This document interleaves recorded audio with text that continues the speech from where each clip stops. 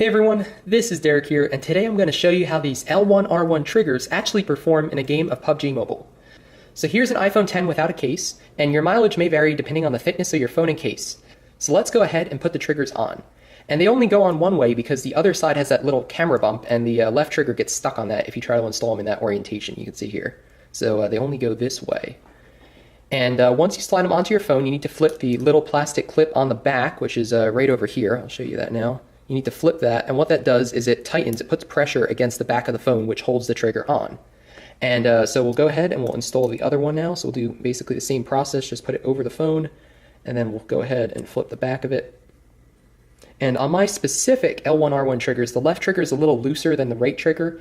However, it looks to be a case of variance in manufacturing, and both stay on pretty good, as you'll see from the gameplay. So next we're in PUBG Mobile, and I'll show you that I have my ADS and fire buttons configured on the screen where the L1R1 triggers tap on the screen. So we'll go ahead and we'll try to get into the settings. It's a little tough because the iPhone X doesn't have a bezel. Alright, so now that we're in settings, we're going to go down to controls, and then we'll go to customize, and you can see here that I have my ADS button over my left trigger, so where it taps on the screen, and then I have my fire button over my right trigger where that one taps on the screen. And you can see as I tap them, every time I tap them, it's very accurate actually. You can see that we're bouncing between those two buttons. So let's exit that, and we'll get back to the main menu. We won't save the configuration because it's already there, and we're back on the home screen. So what we'll do now is we'll queue up for a solo game, and we'll see how we do. So what I'll do is I'll do the initial loot off camera just to save some time, and then we'll be back as soon as there's some action, and you can see how the buttons actually perform. Alright, so we're into the game now, and you can see I picked up a scar. There's a guy around here somewhere, so we'll see if we can find him. But you can see as I tap on the left button, I go into ADS, and then for the right button is to fire. So you can configure that however you want to configure it, but that's how I have it set up. And you can see they don't press down automatically. They don't just rest on the screen. You actually have to tap them. So it's pretty decent, honestly. So we'll see if we can engage someone and go from there.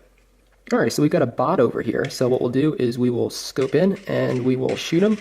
And you can see just like that, every tap did equal a tap on the, or a shot rather. So it works pretty well. I mean, I had it on single shot, so we can switch over to auto, see if we get another bot to kill. But I'm pretty impressed with how they work. They seem to be holding up pretty well. So that is one example of an engagement. Obviously it was a bot, he didn't really shoot back. But let's see if we can find another player or another bot, and I'll show you another example of how well the triggers work.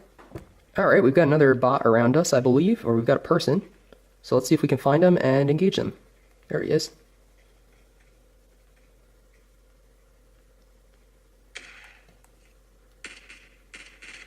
And there you go, just like that. So again, you can see every tap equaled a shot, and we have another kill. So far so good. Let's see if we can get one more engagement for the purpose of this video. Alrighty, here we go. We've got another person, so let's see if we can engage him. He looks like a bot too. We're gonna go full auto this time, and there you go. So just like that, let's see if we can get into the zone now so we don't take damage. We'll jump out of ADS. Go ahead and run towards his body. I think we have time to loot him. Let's not actually, just because the zone's already closing in. So I know I said one more engagement, but let's see if we can find one more just to show you how well these triggers work. They do work reasonably well for what they are. Alright, so we made it to one of the final circles, and there are only 5 people left, so hopefully you'll see me get another kill with the L1R1 triggers, or hopefully you enjoyed watching this and seeing how well they work. Either way, if you aren't subscribed to the channel, be sure to do that now, because there's a ton more PUBG Mobile content coming soon. I hope to see you in a future video soon. That's not a guy, it's a motorcycle. Let's see if we can get to the zone without dying.